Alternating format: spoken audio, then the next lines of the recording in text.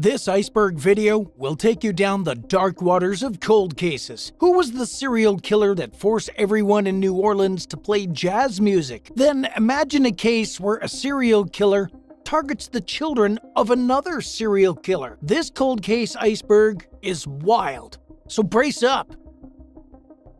We start with none other than Jack the Ripper. In the dark and gloomy streets of Whitechapel in 1888, Jack the Ripper left a gruesome mark, claiming 5 confirmed victims. The mystery deepens with letters sent to the police by this elusive killer, taunting them to arrest him. Despite this, Scotland Yard made no progress on capturing the Ripper. All his victims were women of the night, sparking debates on the motives behind the brutal murders.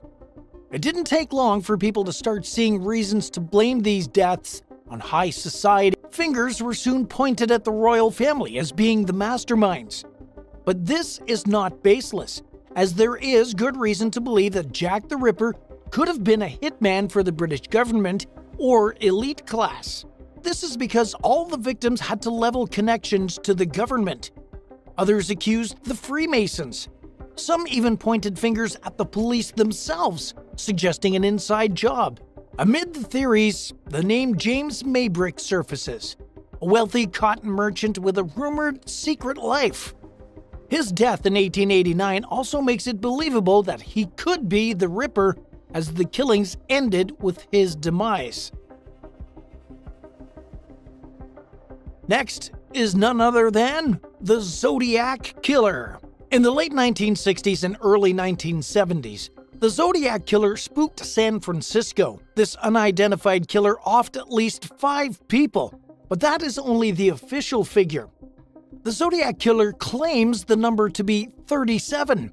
He had a thing for attacking couples on dates or in romantic spots. The Zodiac Killer gained fame by sending secret messages to the local news, like a game of cat and mouse that had the whole city on edge. His first known attack went down in December 1968 in Benicia, California, where he shot a young couple. The confusion was so much that people blamed anyone they could. One of such people accused was Ted Kaczynski. Ted, who was also known as the Unabomber. He was a terrorist who sent bombs to universities, so it does not make sense to think he was the Zodiac Killer. But Arthur Lee Allen, a mechanic and ex-teacher, seemed like a more likely suspect. After all, he was actually interrogated by the police, and the killings stopped when he died in 1992. What makes this case even more scary is the fact that some still believe the Zodiac Killer is alive. He's probably in his 80s and hiding with a new identity. There's also a possibility he is still active, as some of the cases we'll talk about later in this video suggests. So keep watching to see if you can make the connections. Next is the infamous shooting of Martin Luther King Jr. The question is, who killed Martin Luther King Jr. on that fateful day of April 1968? This is a case that seems resolved, but is it? James Earl Ray was arrested and jailed for the murder, but even King's family refused to accept this. Instead, they claimed that James was being framed for the crime. Dexter King, who was a son of Martin Luther King, tried his best to stay in touch with James Earl Ray in prison. Their discussions went beyond mere visits. He always talked about freeing James and proving he was innocent. This peculiar relationship prompted the formation of a committee, the House Select Committee on Assassinations, tasked with investigating whether James Earl Ray was responsible for MLK's death. The intrigue doesn't end there. The government's questionable actions were soon uncovered, from denying MLK's concealed carry permit to unsettling letters attempting to force him into taking his own life. Could James Earl Ray have just been a pawn in a larger scheme orchestrated against Martin Luther King Jr.? Keep watching, as we have more stories like this that might challenge our understanding of historical events. The murders of the Grimes sisters. In 1956, 2 sisters, Barbara and Patricia Grimes, went missing in Chicago. They were just 15 and 12 years old. They disappeared after watching a movie and never made it home. This led to the biggest search effort probably in history as 300 people were questioned by the police. Imagine questioning this huge amount of people. Another 2,000 names were penned down as suspects in the case. Despite all these, it took about a month until their naked bodies were found on a quiet road in Willow Springs on January 22, 1957. Even after a lot of looking, the police couldn't figure out who did it. Nobody was arrested. Some people think it might have been connected to organized crime because the girl's dad, Joseph Grimes, had problems with criminals in his job as a labor union official. But the truth is still hidden. Why did this happen to Barbara and Patricia? Who was responsible for their sad ending? The girls received attention worthy of celebrities, just like our next entry, who is a big TV star, Bob Crane. Bob Crane was the main actor in the sitcom Hogan's Heroes. But unfortunately, this man that made people happy would have a sad ending in 1978. He was found beaten to death in his Arizona home by his co-star Victoria Ann Berry. This shocking crime puzzled everyone because there wasn't a clear reason why. At first, investigators looked at Crane's friend, John Henry Carpenter, who was also a drummer. People thought they had a fight, but there wasn't enough proof, and Carpenter was never charged. As time went on, more ideas about what happened appeared. Some think Crane was part of a secret government plan and he got silenced. This theory is based on the fact that Crane had a top-secret security clearance and had traveled to Vietnam and the Middle East during the 1960s. Some believe that he was killed because he knew too much about government secrets. Others say a jealous lover, upset about Crane's affairs, might be behind it. Despite all the attention and even a TV movie, we still don't know who killed Bob Crane. Next is an even bigger icon. Away from the US, we move to the Soviet Union with the Diof Pass incident. Back in 1959, something strange happened in the cold Ural Mountains. 9 Russian hikers led by Igor Dyatlov went on a trip and set up a camp in Kholat Syakhl. But one night, they left their tents in a hurry, and strangely, they were not dressed for the freezing weather. Later, their bodies were found scattered. Some people thought it might be an avalanche, but that doesn't quite fit. Others came up with wild ideas, like Yetis attacking or weird sounds from a nearby military base. Some even said aliens might be involved because of the strange lights in the sky sometimes seen around the area. Jump to 2019, and Russian authorities decided to look at the case again. In 2021, they said the hikers probably froze, ruling out crimes or popular ideas. But here's the thing, the real truth is still a mystery. It simply makes no sense that they all left the camp naked. Elisa Lamb. This is one weird story that will keep you scratching your head. Elisa Lamb's strange story got famous after a Netflix show. In 2013, she was found dead in a water tank on a hotel roof. Elisa was acting weird in an elevator before disappearing. She was discovered naked and decomposing, making it all mysterious. Nobody knows how she got to the roof or inside the water tank. Some say she might have been murdered. What really makes us curious is the video of Elisa in the elevator acting strange. She was pressing all the buttons, hiding and waving at someone unseen. Creepy stuff happened after her death, too, like the hotel's water getting weird particles. People wondered if someone messed with it, not knowing there was a body in the water tank. Conspiracy theories popped up suggesting hotel staff involvement or a serial killer. The Cecil Hotel where this happened has a dark history with unsolved crimes. Even a Netflix documentary in 2019 couldn't solve the mystery, but it brought attention to the hotel's spooky past. It's also possible there was no foul play here, as Elisa was supposed to be on some medications. Maybe she'd not taken them and this caused delusions that led to her demise. The autopsy report was inconclusive, and the coroner ruled Lamb's death an accident. But why was she acting strange in the CCTV footage? You think this is strange? The next entry is even stranger. The Black Dahlia. In 1947, a sad story unfolded in Los Angeles. It was about a lady named Elizabeth Short. She came from Massachusetts to Hollywood to be a Hollywood star, but her dreams were crushed. On January 15, 1947, her lifeless body was found in an empty lot. She was naked and her body was in a suggestive position. By this time, she was already dead for 5 days. The newspapers of that time were not so humane. They called her a call girl, and even worse. This was due to the depraved position her killer had placed her body in. The media was having too much fun with this story, unfortunately, spinning a lot of angles to it. But it gets worse. When Short's mother, who lived in New York, was informed of her daughter's death, the police employed a callous and insensitive approach. They initially contacted Short's mother under the pretense of informing her that her daughter had won a beauty contest and needed to provide some personal information. After obtaining the necessary information, they suddenly revealed the devastating news that Elizabeth Short was dead. If you think that this is the end of her unfair treatment, then you underestimate the folks of that period. More than 500 people would go on to lie that they were the murderers. They did this because they saw it as a cheap way of gaining attention. Some even blamed their family members for the crime. To date, no one has an idea of what happened to this young lady. It is sad what happened to poor Elizabeth. But we're just getting started because Tier 2 of this iceberg is even colder. You can never guess what's coming next.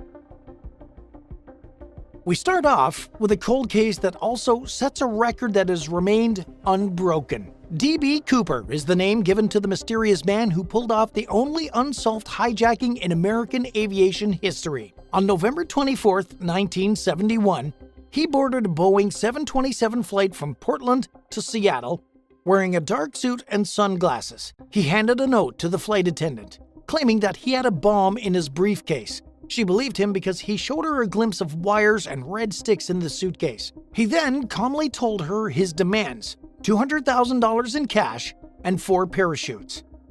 The flight attendant relayed his message to the pilot, who contacted the authorities. The plane landed in Seattle, where Cooper exchanged the passengers for the money and the parachutes. He then ordered the crew to take off again and fly to Mexico City, with a refueling stop in Reno, Nevada. He also instructed them not to pressurize the cabin and keep the rear door unlocked. As the plane was flying over southwestern Washington, Cooper told the crew to go to the cockpit and lock themselves in.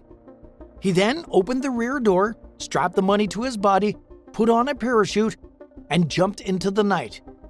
And that was the last time this mysterious man was ever seen. A massive search operation was launched to find Cooper, but no trace of him or the money was ever found. The FBI investigated thousands of leads and suspects, but none of them matched Cooper's description or DNA. The case remains open to this day, and many theories have been proposed about who Cooper was and what happened to him. Some think he was a military veteran who had experience with parachuting and knew how to survive in the wilderness. Some even suggest that he was a disgruntled employee of Northwest Orient Airlines, the company that operated the hijacked plane, and that he knew the ins and outs of the aircraft and the company's policies. But this makes no sense, as he would have been identified as a passenger on the flight. There's a good chance that he did not even survive despite executing his well-thought-out plan so well. The truth is, no one knows for sure who D.B. Cooper was or what his fate was. He remains a legend and a mystery, a man who dared to do the impossible and vanished without a trace. He's the subject of many books, documentaries, and movies, and his story continues to fascinate and intrigue people around the world. Let's look into another case that looks like a story of a crime movie.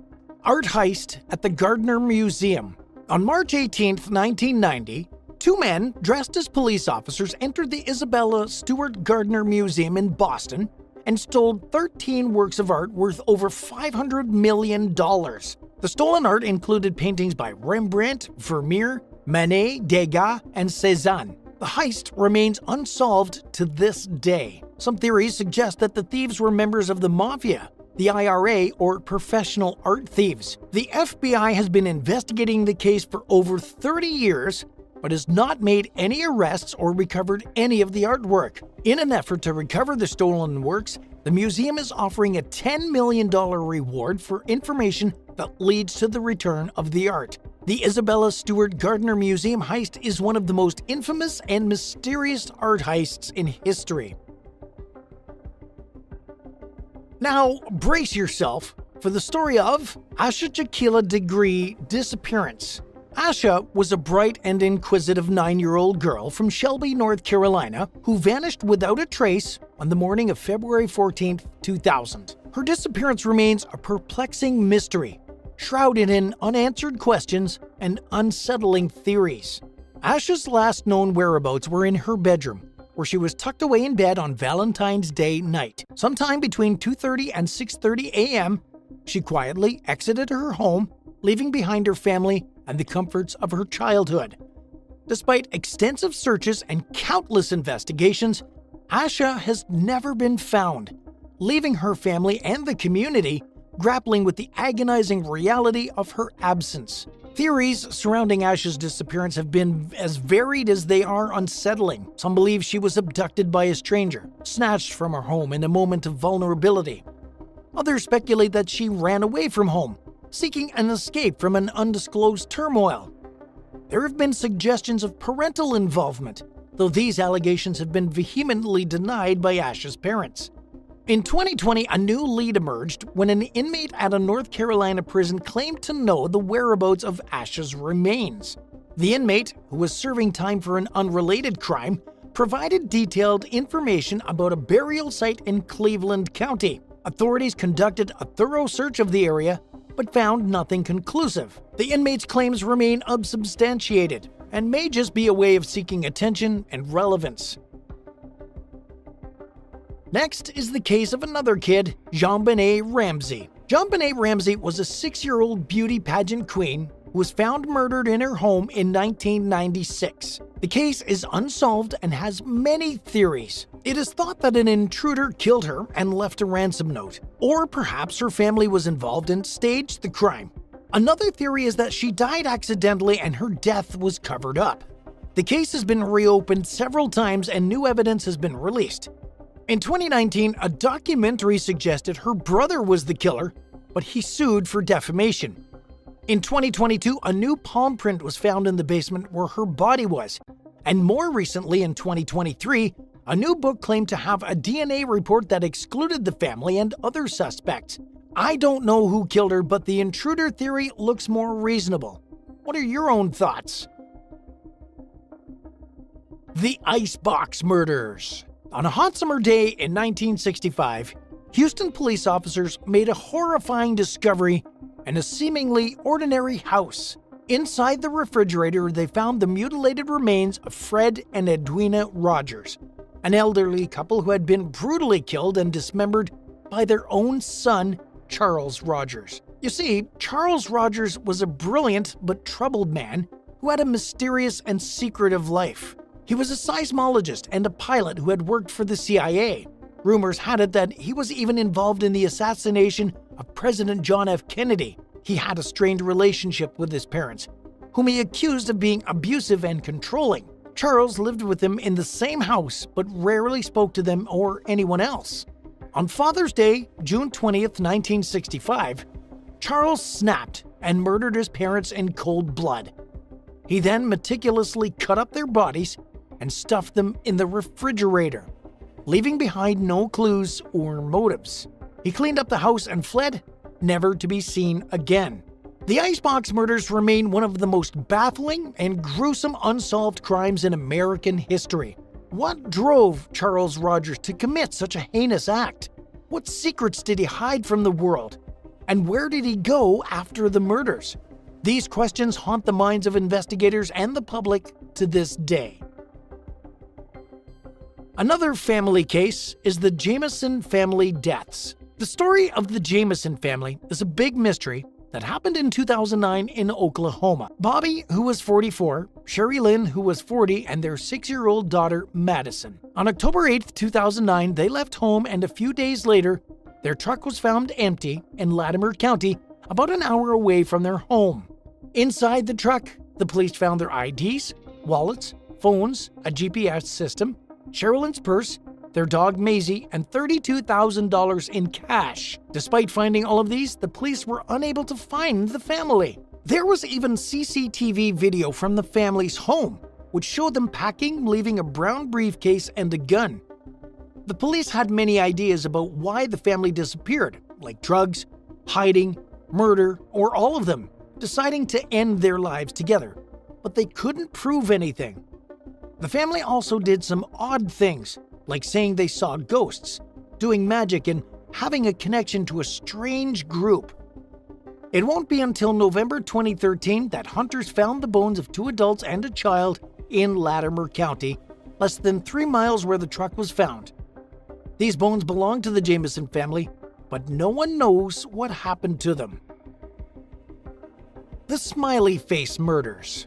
The Smiley Face Murders are a theory that some young men's drowning deaths in the US in 1997 are actually serial killings. The theory was proposed by retired detectives Gannon and Duarte and Professor Gilbertson, who claimed to have found smiley face graffiti near the bodies. They think the killers are part of a network that uses the dark web and has a motive and a ritual. The theory has been criticized by law enforcement experts and some families, who say there is no evidence to link the cases to prove foul play. They also say the smiley face is a common symbol that has no connection to the crimes. Do you think there is more to this story? Amber Hagerman. On January 13, 1996, 9-year-old Amber was riding her bike with her brother near a grocery store when a man in a black pickup truck snatched her and sped away. A witness saw the terrifying abduction and promptly contacted the police, but the kidnapper and the vehicle remained elusive. Tragically, 4 days later, Amber's lifeless body was discovered in a creek, unclothed and with her throat slashed. This tragic incident was what led to the creation of the Amber Alert System, designed to swiftly inform the public about missing children and seek their assistance in locating them. Despite an extensive investigation by the police, no suspects were identified and no arrests were made. The case, shrouded in mystery, remains unsolved, with a $75,000 reward offered for information. Despite utilizing advanced techniques like DNA testing, justice for Amber has remained elusive. Her parents, Donna Williams and Richard Hagerman, have tirelessly advocated for the Amber Alert System, urging the public to persist in their search for clues and justice for their beloved daughter. Elaine Nicks. The case of Elaine Nicks, an 18-year-old girl from Gainesville, Georgia, remains shrouded in mystery and unresolved since 1999. On the fateful night of September 20th, 1999, Elaine drove to a payphone at Zach's Food Rack on Candler Highway to speak with her boyfriend, Billy Millwood, who lived 30 miles away. This marked the final communication from her. Around 2 a.m., a police officer noticed Elaine's car by the payphone, keys in the ignition, window down, and personal items in the back seat. Strangely, he did not investigate further, and Elaine seemed to have disappeared into the night. The following day, when she failed to show up for work or return home, her worried parents discovered the car in the same spot, prompting them to report her missing. A massive search ensued, but Elaine remained elusive. Surveillance footage from Zach's revealed a small, dark-colored pickup during her phone call, yet both the driver and the vehicle's identity remained unknown. 9 days later, her lifeless body was found behind an industrial park in Buford, 17 miles away. Naked but adorned with jewelry, the cause of her death remained undetermined, leading to the conclusion of a homicide. We move to the next level of this iceberg, and I must warn you that things are about to get a bit more curious. See if you can solve any of these crimes. The Axeman of New Orleans. This was a notorious serial killer who sent shockwaves through the city of New Orleans from May 1918 to October 1919. His prime targets were Italian-American shopkeepers and their families, subjected to horrifying nighttime assaults with an axe or razor. Remarkably, the assailant did not even have a clear motive. But things were about to get stranger. In March of 1919, the Axeman sent a letter to the city of New Orleans and hinted that he would be coming around on the 19th day of March. He would only spare those he finds playing jazz music, as he loved jazz. No surprise, that night, every single home in New Orleans played jazz and no one was hurt at the end of the day. The final recorded incident was on October 27, 1919, claiming the life of Mike Pepitone, yet another grocery store owner like many of the previous victims. The Axeman's elusive nature and baffling motivations have turned this series of crimes into an enduring mystery. Europe has similar mysteries too, just like this next entry. The Hinterk Massacre. The Hinterk Massacre is a really mysterious and creepy unsolved crime that happened in Germany. The event took place on the evening of March 31st, 1922. However, the bodies of the 6 people who were killed weren't found until April 4th, 1922, by a repairman who came to fix something on the farm. The victims were Andreas Gruber, his wife Kazila, their daughter Victoria Gabriel, and her 2 kids, along with the maid Maria Baumgartner. They were all found dead with a tool called a mattock. 4 of them were in the barn, and the maid and a baby were killed inside the house. The weird part is that the person who did this stayed with the dead bodies for 3 days doing normal stuff on the farm. Before the terrible event, some strange things happened around the Hinterkaifeck. The maid left her job 6 months earlier, saying she heard weird sounds in the attic and thought the house was haunted. Andreas Gruber found a strange newspaper he didn't remember buying. There were also tracks in the snow leading to a broken door lock. People heard footsteps in the attic, but when they checked, no one was there. It is likely the killer was living with the family for a while and they just never caught him before he struck. Or maybe he killed the family after he was discovered. Reminds me of the Korean movie titled Parasite. The Hall Mills Murder. The Hall Mills murder case is one of the most notorious unsolved crimes in American history, which happened in Somerset, New Jersey. In 1922, Episcopal priest Edward Wheeler Hall and choir member Eleanor Mills, entangled in an affair, were found beneath a crabapple tree in a provocative arrangement. It was a baffling case that this was a priest involved in the most unexpected situation. Investigations faced hurdles, including uncooperative families, police corruption allegations, and press interference.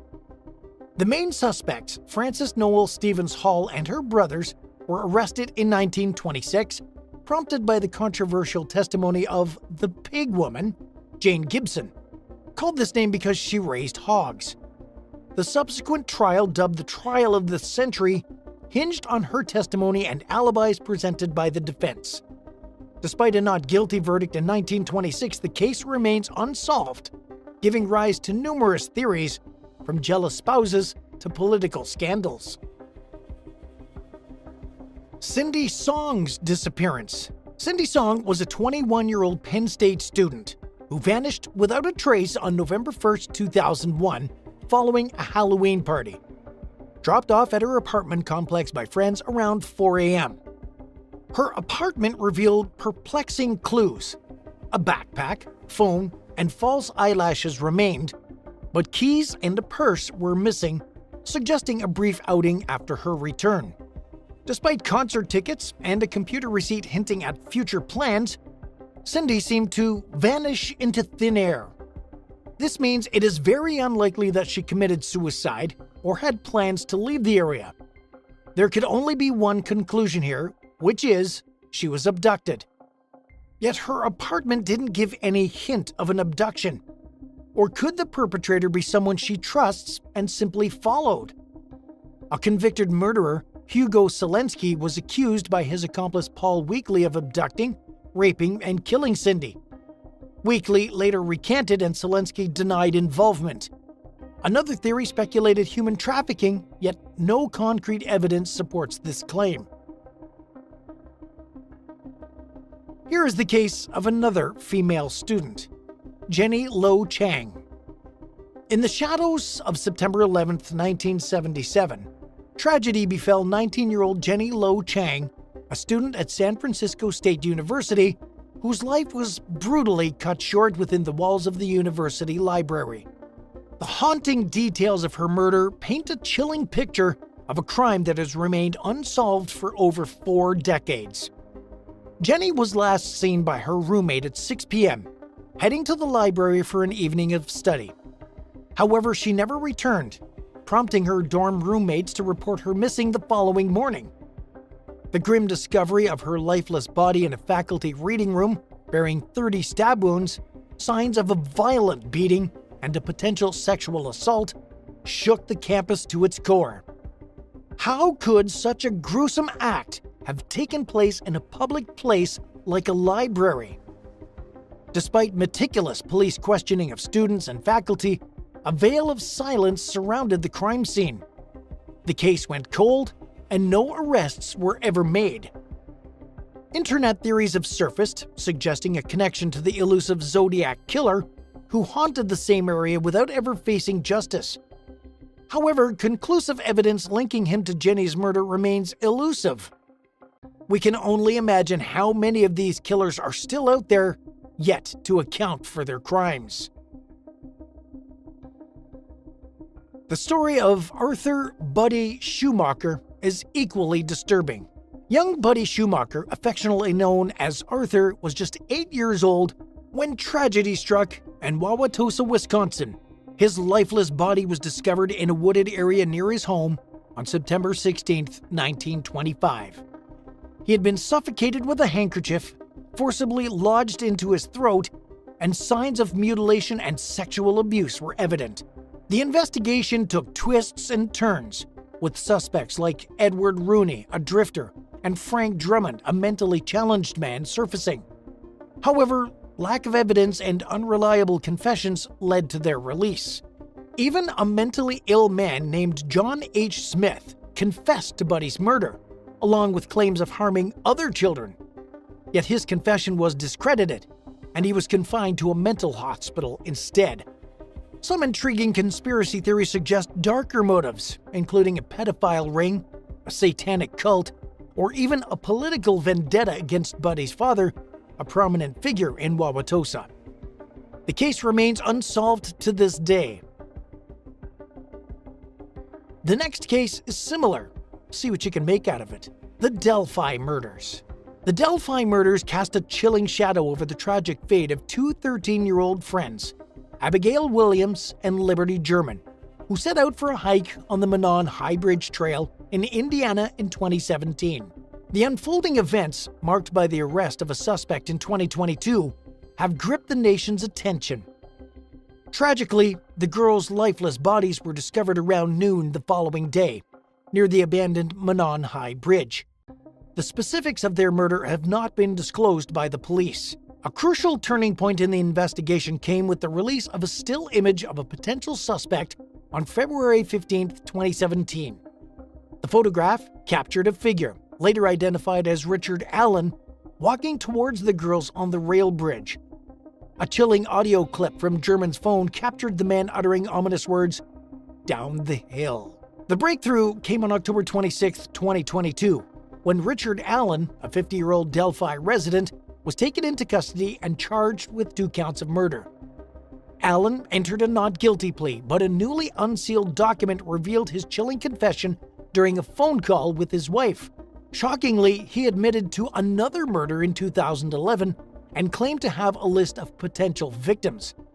Allen faces the prospect of life in prison without parole if convicted.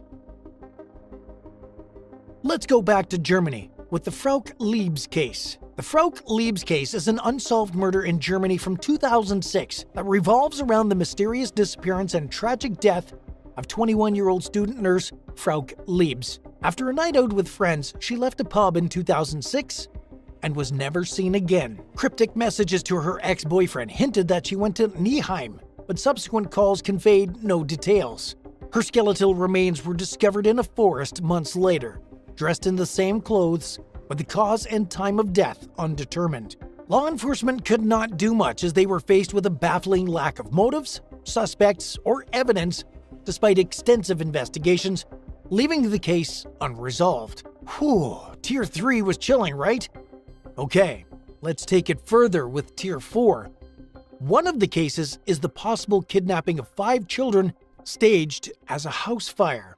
See what you make of it. The Mystery Room 1046. This case will leave you more confused the more you look into it. It is the case of Roland T. Owen, an alias for Artemis Ogletree. Everything happened at the Hotel President in Kansas City in 1935. Hotel staff said Owen was behaving strangely since he came to the hotel. He was later found brutally beaten and stabbed in room 1046 on January 4th. Despite the discovery of a cryptic note, a necktie tag, and various items, the investigation yielded no suspects or clues. Artemis Ogletree's true identity was unveiled through aliases, with his mother Ruby Ogletree stepping forward. Bizarrely, she claimed to have received letters and calls from him after his death, suspecting impersonation. What happened in room 1046? Zygmunt Adamski. He was a prosperous businessman residing in Yorkshire, England, but vanished without a trace on June 6, 1980 at 3:30 p.m. After bidding his wife farewell to fetch groceries, he simply disappeared into thin air. Adamski's life was enviable. He was financially secure, content, and had everything going for him. His sudden disappearance defied all logic. Why would such a man leave everything behind? 5 days later, his lifeless body was discovered atop a 12-foot coal pile in Todd Martin, approximately 20 miles from his home. The perplexing circumstances surrounding his death deepened the mystery. Despite the coal facility's constant operation throughout the day, Adamski's body remained unnoticed on the coal pile. Equally puzzling was the undisturbed state of the coal pile around the body. No one could have climbed the pile without creating a commotion, implying that the body was lowered from above. The coroner's report indicated that Adamski had succumbed to a heart attack earlier that day. However, the report also revealed an unsettling detail. Adamski's shoulders and neck bore burn marks covered in an unidentifiable green goo. After months of investigation, the coroner attributed the death to a heart attack, unable to provide any other explanation. Do you think that he died of a heart attack? Very unlikely. You will agree. The case of Glenn and Bessie Hyde. The disappearance of the honeymooners Glenn and Bessie Hyde in 1928 during their adventurous journey down the Green and Colorado rivers remains a haunting mystery. The couple were eager to set a speed record and make Bessie the first woman to conquer the Grand Canyon Rapids. They were last seen on November 18, 1928, leaving Hermit Rapid. It would have been concluded that they drowned during their adventure. But that wouldn't make sense in their case. This is because their boat was found adrift on December 19, 1928, still intact with supplies and a camera. The last photo in the camera was taken around November 27th. Despite efforts by Glenn's father and the Cole brothers, who photographed them at the canyon's rim, no trace of the couple was found. Alleged sightings and clues further fueled the mystery, such as a woman claiming to be Bessie, a skeleton found in 1976, a poem expressing Bessie's fears, and Glenn's diary detailing their journey and hinted at tensions. Have a go at this next disappearance and see if you can solve it. The Sodder Children's Disappearance. The Sodder Children's disappearance on Christmas Eve 1945 in Fayetteville, West Virginia, started with a house fire. Somehow, George and Jenny Sodder and 4 of their 9 children escaped the fire, but the fate of the remaining 5 remains unknown. Despite the official ruling of accidental fire caused by faulty wiring, the Sodders suspected foul play, believing their children were kidnapped and the fire staged as a cover-up.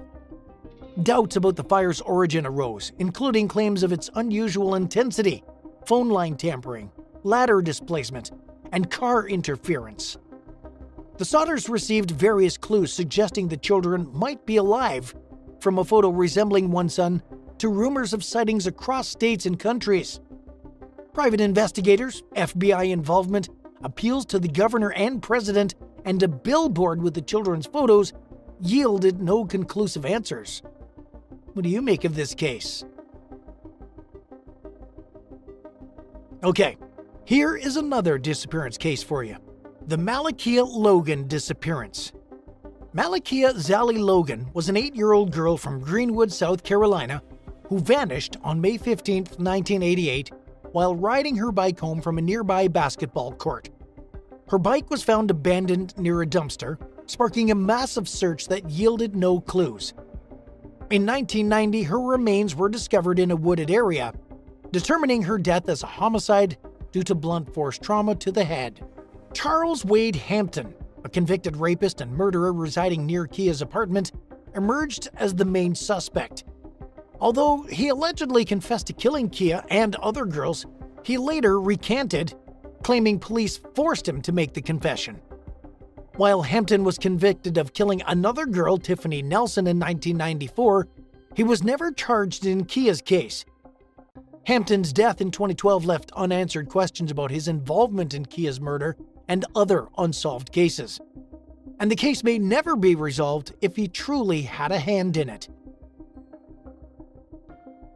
The next case is a Jane Doe mystery. What this means is the identity of the victim still remains unknown. This one is known as the Buckskin Girl. The Buckskin Girl case unfolded when the unidentified body of a young woman was discovered in Troy, Ohio on April 24, 1981. Strangled and beaten, she remained nameless for almost 37 years despite exhaustive investigative efforts. Clad in a distinctive buckskin poncho, jeans, and a turtleneck, the victim had reddish-brown hair, light brown eyes, and several distinctive features. Various theories about her origin, including being a runaway or a cult member, surfaced over the years. Pollen and isotope tests suggested her presence in southwestern US or northern Mexico before her death. Fortunately, she did not remain unknown forever. In 2018, breakthroughs in genetic genealogy identified her as Marcia L. King, a 21-year-old from Arkansas who had vanished in 1980. Although Marcia's identification brought closure to her family, the investigation into her murder continues. The Miami County Sheriff's Office seeks information from the public to solve the case, emphasizing the power of DNA technology in solving cold cases and providing solace to the families. That takes us to the next stage. The mysteries here will test your mind, so prepare. We start off strong with the case of the Thembalmed Head. This is a case of an embalmed severed head found in Pittsburgh, and it's a chilling mystery that unfolded on December 12, 2014. A teenager discovered the head in a wooded area along Mason Road in Beaver County, Pennsylvania. The head, severed with anatomical precision, belonged to a woman estimated to be at least in her 50s, with reddish-gray hair and blue eyes. Strikingly, her eyes had been replaced with red rubber balls, a detail inconsistent with standard funeral practices. Despite exhaustive efforts by law enforcement and forensic experts over nearly 7 years, the woman's identity and the circumstances of her death remain unknown. In 2017, a new theory surfaced, proposing that the woman's head was severed by a professional body broker involved in selling parts of bodies donated to science. This theory, arising from a Reuters investigation, shed light on the unregulated and secretive industry of body part sales in the United States. However, authorities have neither confirmed nor disproved this theory, leaving the source and destination of the woman's head unknown. Asia has its own bit of cold cases, and our next entry proves it. The Diao I King case. The Diao I King case revolves around the tragic fate of a 19-year-old student at Nanjing University's Adult Education College in China. She was last seen on January 10, 1996. Following a conflict with the dormitory management, her disappearance was reported, but authorities only notified her family on January 19th. The horrifying discovery of Diao I King's mutilated remains on January 19, 1996, across multiple locations near Nanjing University, shocked the nation. Dismembered into over 2,000 pieces, some boiled and wrapped in plastic bags. Even her head and internal organs underwent a similarly gruesome fate. Critical organs like her heart, liver, and spleen were never recovered. Despite large-scale searches and extensive efforts, the police failed to identify the killer or establish a motive. Proposed explanations range from a sex cult to body part trafficking, a serial killer, or a copycat murderer. In 2020, a potential breakthrough emerged with the identification of a male relative of Diao I King through a DNA test, also implicated in another murder case. However, the police neither confirmed nor denied this development, and the investigation is ongoing. The Monster of Florence. This was an unidentified serial killer or killers who terrorized the hills outside Florence between 1968 and 1985 in Italy. Targeting at least 16 people, predominantly young couples, the killer employed a .22 caliber handgun and a knife, often mutilating female victims' genitals during the new moons in secluded areas. This case has become one of Italy's most intricate and controversial investigations, featuring multiple suspects, trials, convictions, acquittals, and appeals. Initially, Stefano Malè was convicted for the 1968 murders of Antonio Lo Bianco and Barbara Locci. However, the same weapon was used for 7 more double homicides between 1974 and 1985, casting doubt on Malè's guilt. The Monster of Florence case remains unsolved, with Pietro Pacchiani and Mario Vanni initially convicted in 2000 for 4 of the double homicides, only to have their sentences overturned on appeal.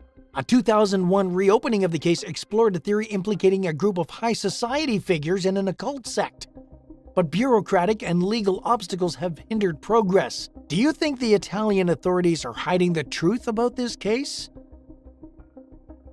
The next entry is Jack the Stripper. Sound familiar? That is because this was a Jack the Ripper copycat. Jack the Stripper terrorized London between 1964 and 1965, and is infamous for murdering at least 6 women, primarily sex workers. The victims were strangled, stripped of their clothes and belongings, and their bodies were callously disposed of in various locations, including the Thames River, a park, and an alley. Disturbingly, the victims displayed bite marks on their breasts and paint flecks on their skin. This case has etched itself into the annals of British history as one of the most complex and controversial investigations. Despite an extensive manhunt, the killer or killers were never apprehended, and the motive remains elusive. In 2020, a new theory surfaced, suggesting a Welsh security guard named Harold Jones, who had committed murders in 1921 at the age of 15, as the potential culprit. However, this theory awaits confirmation or dismissal by authorities, and the investigation persists. The Seattle Arsonist, also known as the King of Arsonists, is an unidentified individual or group who wreaked havoc on Seattle, Washington. During the reign of this criminal, lots of buildings were set ablaze between 1984 and 1992. These highly destructive fires resulted in the tragic loss of 2 firefighters and caused millions of dollars in damages. The arsonist employed a homemade accelerant, reaching temperatures up to a staggering 7,000 degrees Fahrenheit, yet left behind no discernible traces. Additionally, the lack of clues or messages at the crime scenes further shrouded the motive and identity of the perpetrator in mystery. The case garnered media attention, being featured on platforms such as Unsolved Mysteries, Forensic Files, and Criminal Minds. In 2019, a new theory implicated a former firefighter named John Leonard Orr as the potential arsonist, based on his prior convictions for arson and murder in California. What's your theory on this case? Ready for a complicated case? Well, this next case will leave you more confused as you learn more about it. See what you make of it. The Zler Furniture Store Murders. It was a haunting quadruple homicide that unfolded near Winter Garden, Florida, on December 24, 1975. And it cast a long shadow over the life of Tommy Zler, convicted of killing his wife Eunice, her parents, Perry and Virginia Edwards, and a customer, Charlie Mays. Zler has spent decades on death row, steadfastly maintaining his innocence. To make the matter even more confusing, Zler offered a narrative of self-defense, asserting that robbers attacked him, leading to a gunshot wound in his abdomen.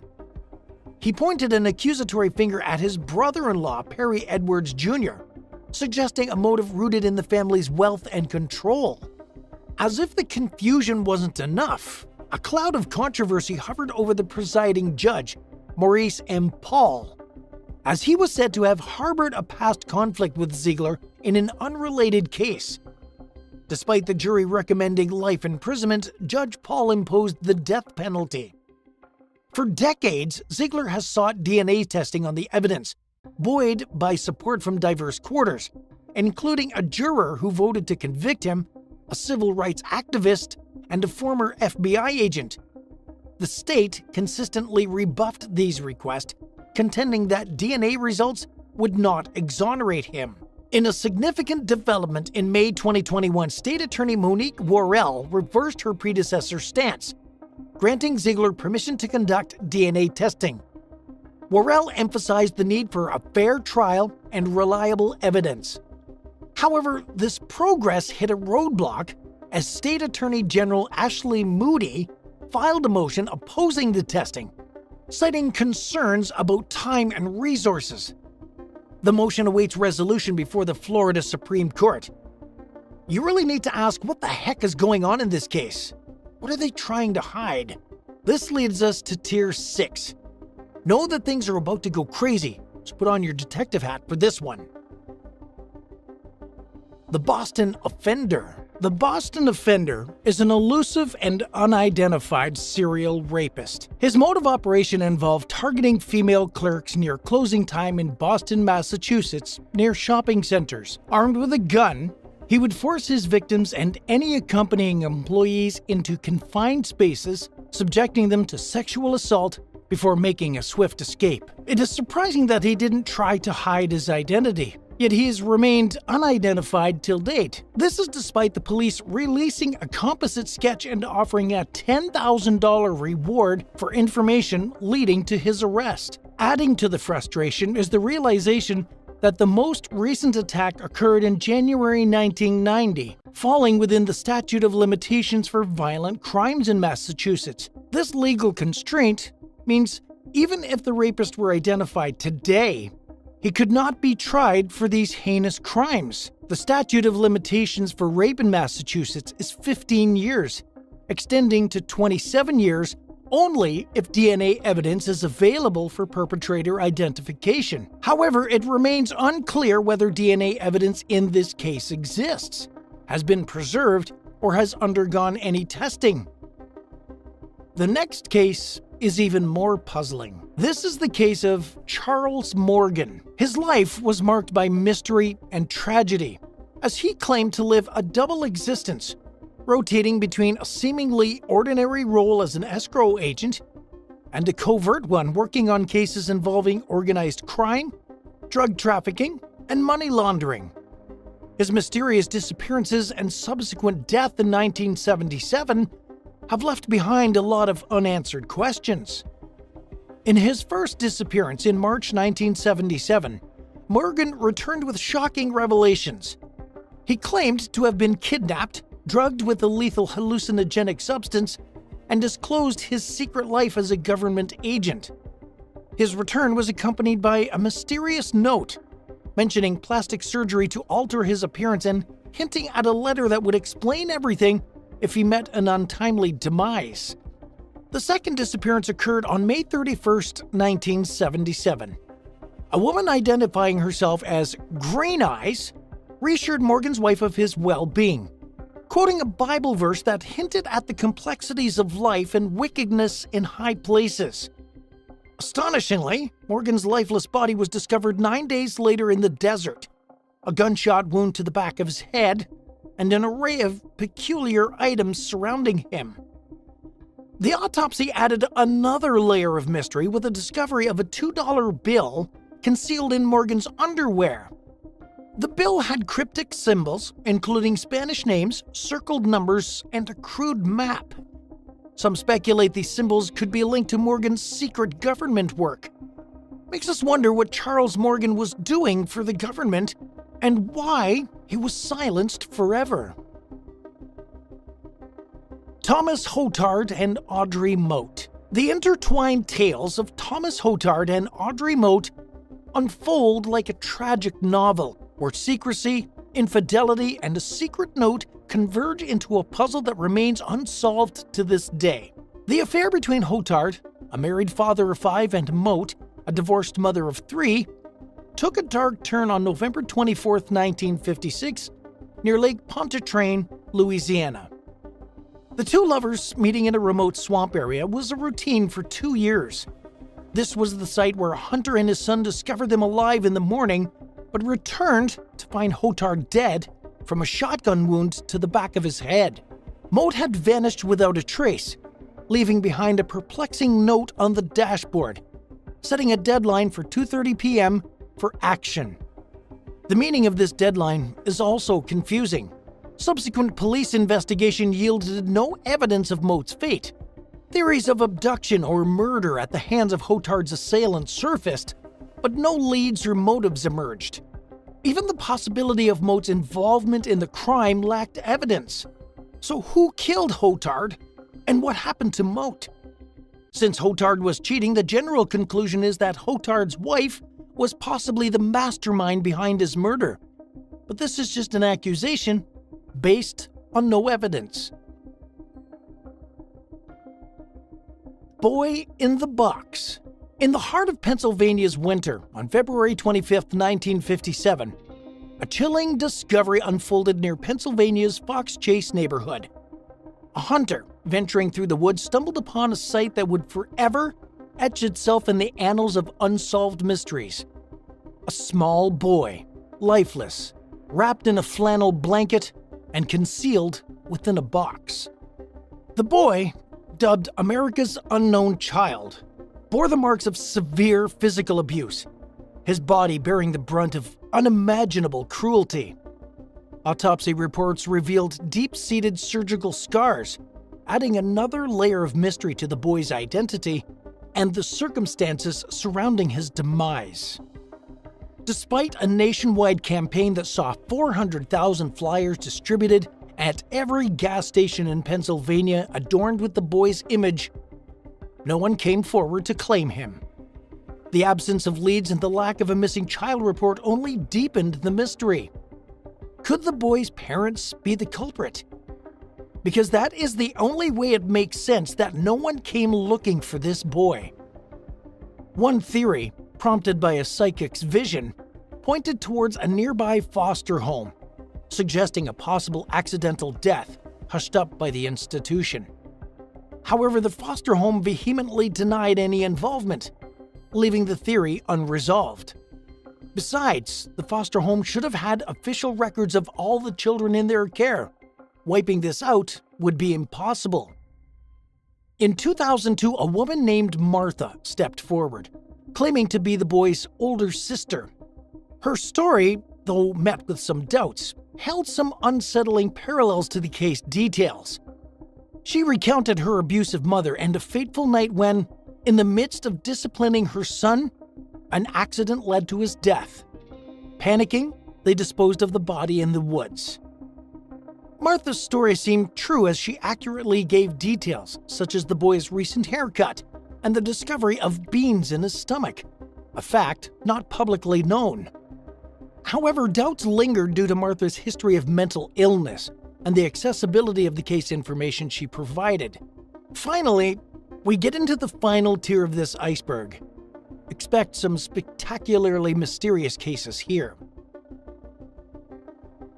April 1990, Jane Doe. On that fateful day of April 1990, the lifeless body of a young woman was discovered near a gas station in Hebron. Her identity was not known for many years to come. The brutal murder, marked by strangulation and sexual assault, left a lot of unanswered questions. Investigators pieced together a fragmentary portrait of the victim. She was estimated to be between 20 and 30 years old, standing at 5 feet 4 inches and weighing around 120 pounds. Her brown hair and brown eyes, combined with her Caucasian or Hispanic descent, painted a vague picture of her appearance. Dental fillings and a missing upper right tooth added to her distinctive features.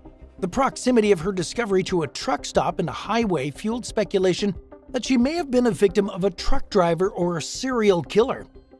Several other women found murdered in similar circumstances in Ohio and other states further strengthened this theory. However, in 2017, a ray of hope emerged when a DNA test finally revealed her identity as Patrice Corley, a 29-year-old woman from Louisville, Kentucky. Her sister, Amy, who had never given up hope of finding her long-lost sibling, had submitted her DNA to a national database. Fortunately, this led to the resolution of her identity, but we still don't know what happened to her.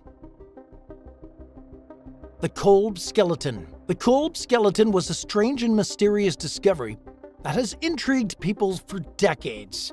In 1976, a man named Emery Cole was found with a skeleton in his house. The details of how the skeleton was found are unclear, but there are theories that it may be connected to the disappearance of a couple who were last seen with Cole before they went water rafting down the Colorado River and were never seen again. One theory is that Cole and Bessie Hyde ran away together and killed her husband to do so. This would explain why Cole had a skeleton in his house. But it is also possible that the skeleton is from someone who committed suicide in the Grand Canyon in a similar area a few decades back. Regardless of how the skeleton ended up in Cole's house, it makes us wonder what the skeleton was doing in Cole's house. Who the skeleton belongs to is still a question that needs to be answered. Little Miss Panasofsky. On February 19, 1971, a young woman dubbed Little Miss Panasofsky was discovered submerged in the murky depths of Lake Panasofsky in Florida. Her body, wrapped in a green blanket, bore the grim marks of a violent demise. A man's belt tightly cinched around her neck, suggesting death by strangulation. The coroner estimated that Little Miss Panasofsky had been dead for approximately 30 days before her body was found. Despite the ravages of time and decomposition, forensic analysis revealed a wealth of information about the unidentified victim. Yet despite these remarkable advances in forensic science, one crucial fact remained elusive: the identity of Little Miss Panasofsky. Finally, a case that will truly baffle you. The Bear Brook Murders. On a crisp November morning in 1985, a deer hunter in Allenstown, New Hampshire, stumbled upon a chilling discovery: a 55-gallon drum lying overturned in the woods. Curiosity piqued, he cautiously approached the drum, only to find the lifeless bodies of a grown woman and a young girl wrapped in plastic. 15 years passed and the Bear Brook murders became a cold case, a haunting reminder of an unsolved tragedy. Yet the pursuit of justice never waned. In 2000, the case was reopened and the FBI took over the investigation. With renewed vigor, they meticulously examined the crime scene, hoping to find any overlooked clues. Their persistence paid off. Just a few feet from the original discovery site, the FBI unearthed a second 55-gallon drum. Inside, they found the remains of 2 more young girls. Even though this has not resolved the murder fully, we now have more information on what happened. DNA testing, a relatively new technology at the time, offered a glimmer of hope. Analysis revealed that one of the girls was the daughter of notorious serial killer Terry Rasmussen. Rasmussen, who was convicted of multiple murders and sentenced to life in prison, had never mentioned his daughter in his confessions. His narcissistic nature made it unlikely that he would have kept such a secret, especially given his character of bragging about his crimes. Furthermore, DNA testing showed no connection between Rasmussen and the other 3 victims. This led to a chilling possibility. Could there be another serial killer at large, one who had targeted the family of another serial killer?